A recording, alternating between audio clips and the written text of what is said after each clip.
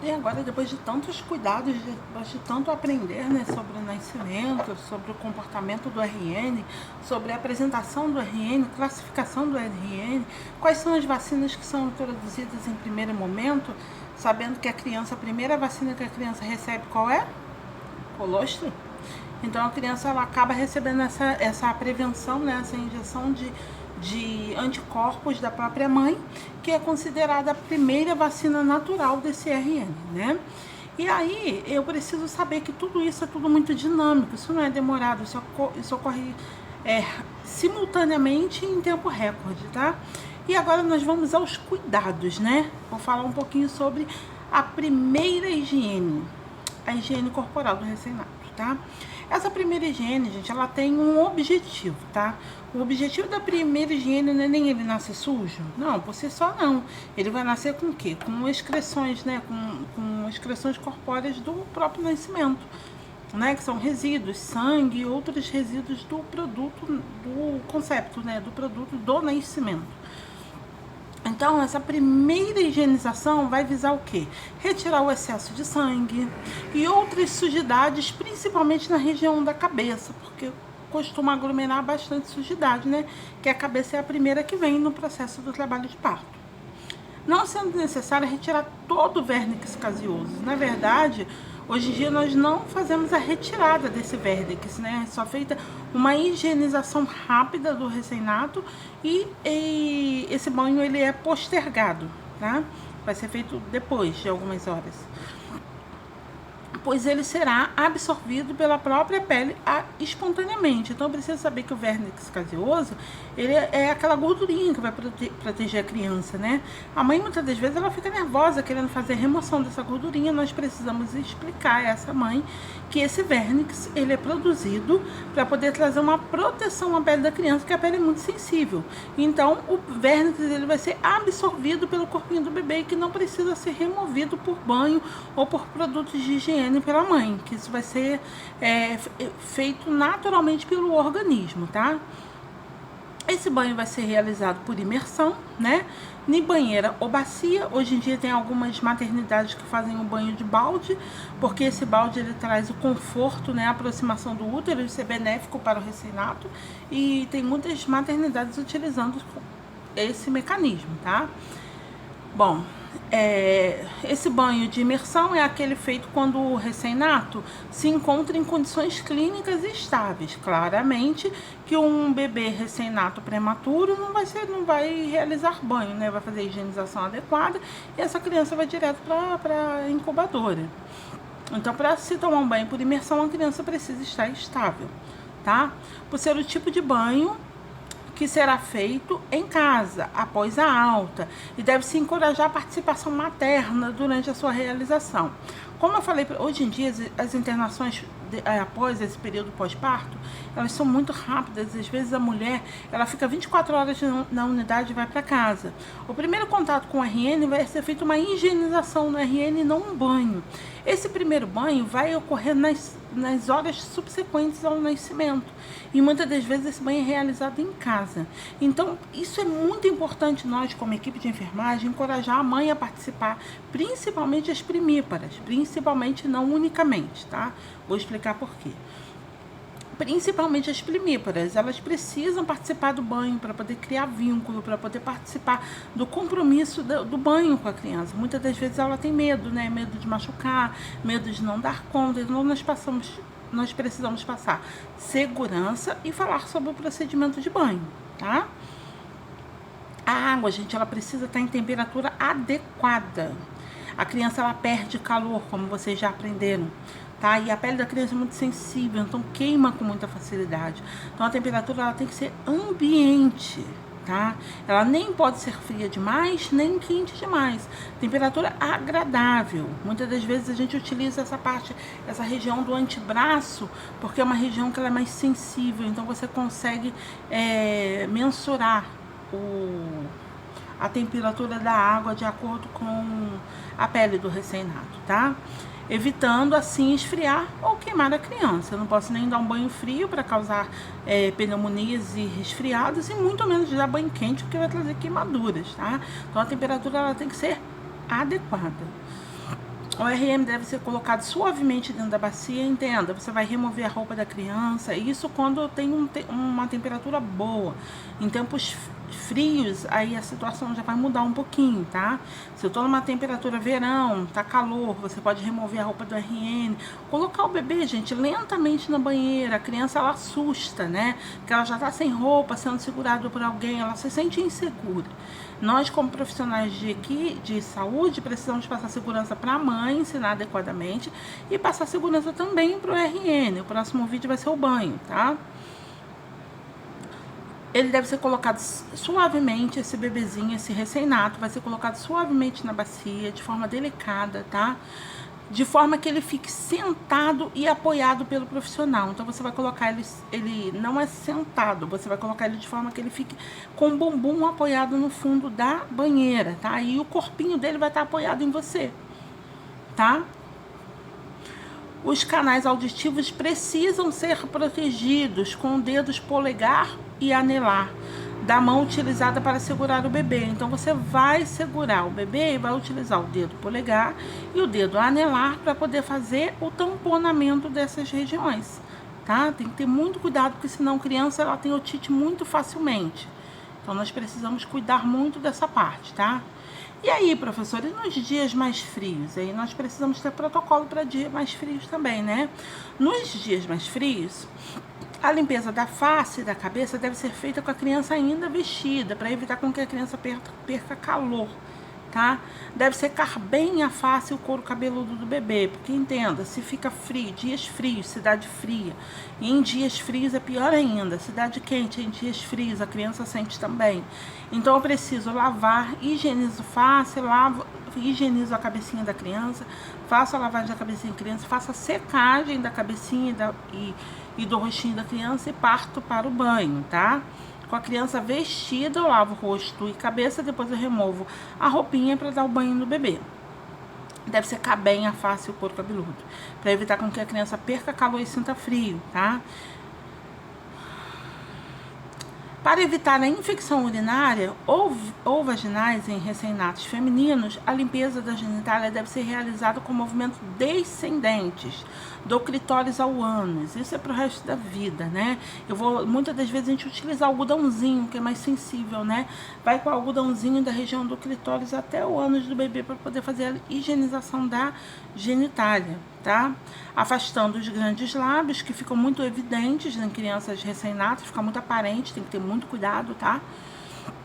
E limpando cada um de seus lados. Agora, já no sexo masculino, essa limpeza é realizada com movimento descendente também, do pênis ao ânus, afastando sem força o prepúcio, não pode forçar. Tem crianças que elas nascem com uma retenção ali, né? E vai precisar fazer cirurgia de fimose mais tarde. Você vai tentar fazer o afastamento do prepúcio. Se vier de forma adequada, fazer a higienização, se não vier, não force.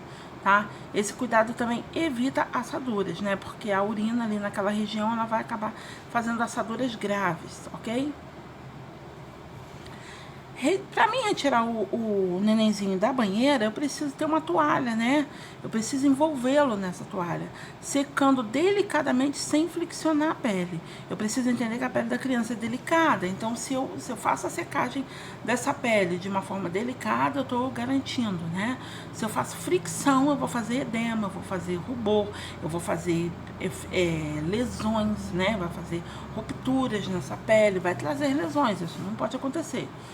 Tendo cuidado de secar bem. Criança tem dobrinha. Criança tem muitas dobrinhas. Recém-nato tem muita dobrinha. Então, eu vou fazer a lavagem, eu tenho que ter cuidado de lavar as dobrinhas e depois ter cuidado de secar todas as dobrinhas, tá? Essa toalha, ela precisa ser de um tecido bem macio. Isso precisa ser orientado às mães, tá? Comprar a toalha com tecido de algodão mais macio que ela conseguir.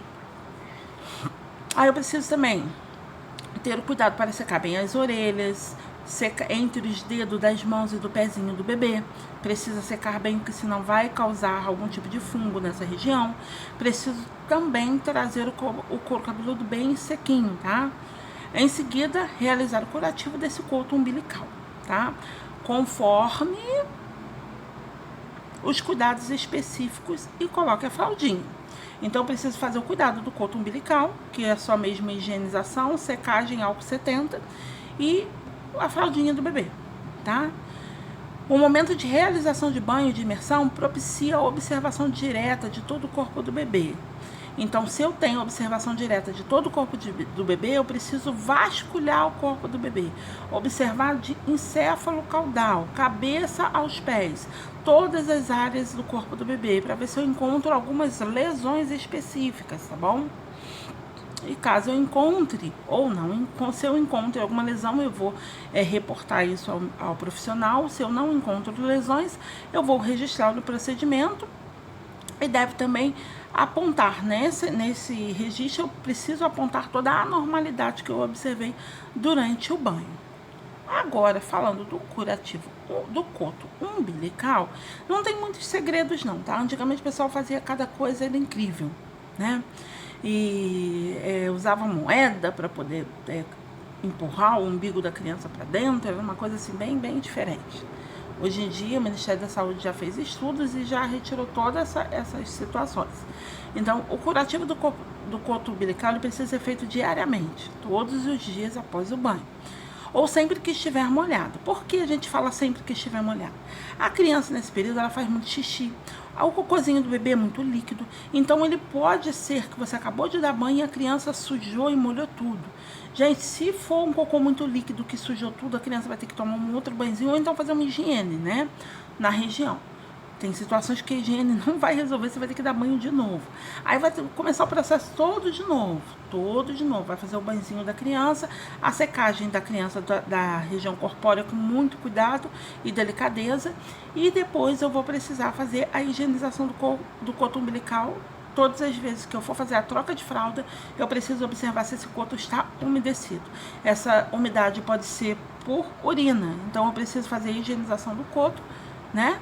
E secar o coto umbilical, higienizar, secar e não preciso tamponar, não preciso fazer nada disso, ok? Qual o objetivo de fazer essa higienização do coto umbilical? Proteger, né? E promover cicatrização. Então, eu tenho o objetivo de promover a cicatrização desse coto, né? Por meio de mumificação. Esse coto, ele perde vida. O coto umbilical, o umbigo da criança, ele está ligado à região placentária. A partir do momento de nascimento, campeia e faz aquele corte. Então, a tendência é secar, mumificar e cair, tá? E aí eu só preciso, meu papel como profissional da área de saúde é orientar para evitar contaminação por micro-organismos no local. Então, orientando a família a fazer a lavagem e a limpeza sempre que observar que o coto está umedecido, isso vai ocorrer de forma adequada, tá?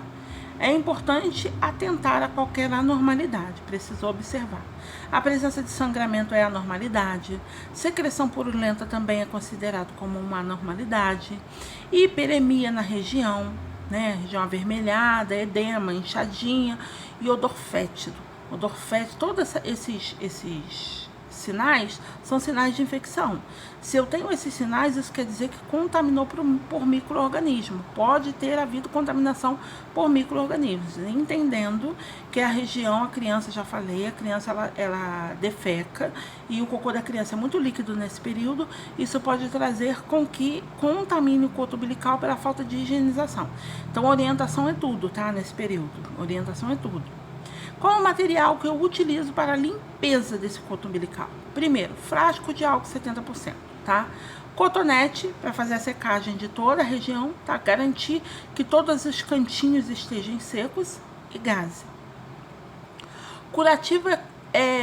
O curativo consiste na limpeza da base do coto, né, a região onde está coladinho na pele, com cotonete embebecido em álcool 70. Então, eu vou embebecer o cotonete e vou fazer a higienização do coto umbilical com álcool 70, tá? Fazendo movimentos suaves e circulares. Sempre movimentos suaves, delicados e circulares, ok? Nunca esqueça que a criança é altamente sensível, delicada. Aí eu tenho a declaraçãozinha de nascido vivos, né? Que é a DNV.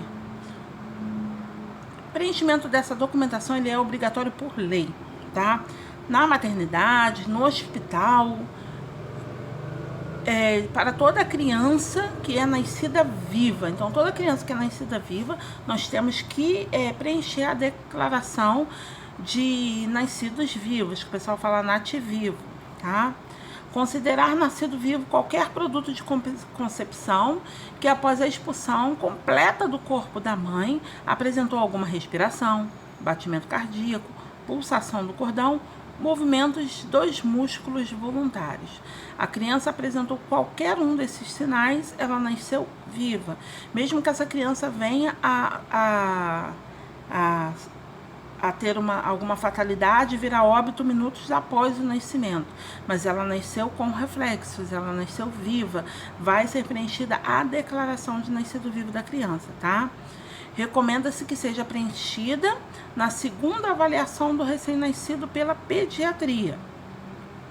Não é mais necessária a impressão do polegar da mãe e plantar do bebê. Então, antigamente fazia a coleta, né, da impressão do polegarzinho da mãe e do pezinho, da região plantar do bebê. Hoje em dia já não é mais obrigatório, tá?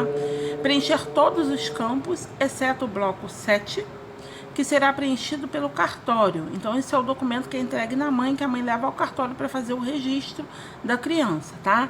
Então, somente o único local onde você não vai descrever nada é o bloco 7. Os dados anotados serão usados como referências estatísticas e epidemiológicas nacionais, pelo CISNASC, via rosa. E a via amarela é exigida lá no cartório de registro civil, para fazer, né, o certidão de nascimento da criança.